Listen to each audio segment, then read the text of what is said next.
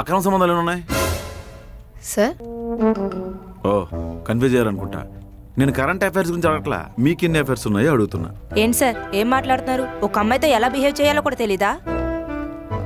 అమ్మోయ్, మెడలో తాళి, కాలికి మెట్టులు, నుదుటిన బొట్టు లేని సనాతన స్త్రీమూర్తి. అవి నా పర్సనల్స్ అండి, మీరెందుకు అడుగుతున్నారు? ఆయన జాబ్కి తాళికి ఏంటి సంబంధం? అంటే మెడలో తాళి బొట్టు వేసుకుంటే ఇన్స్టాగ్రామ్లో గోకడం మానేస్తారు జనాలనా? ఆంటీ అని పిలిచేస్తారనా? మొగుడిని ప్రపంచానికి పరిచయం చేయకూడదా? ఎందుకు చేయరు?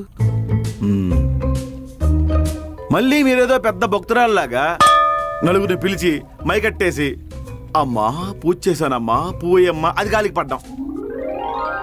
నిజంగా దేవత దిగి వచ్చినట్టు మీరు బిల్డప్ ఇవ్వడం.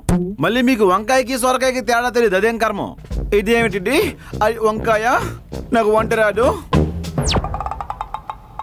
ఈ ఆఫీస్లో పనిచేయాలంటే వర్క్ రాకపోయినా పర్లేదు, కానీ మొగుడిని, కుటుంబాన్ని, మన ధర్మాన్ని గౌరవించాలి.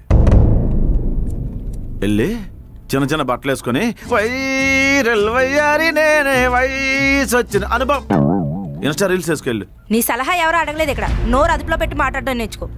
చెప్తా నీ పని.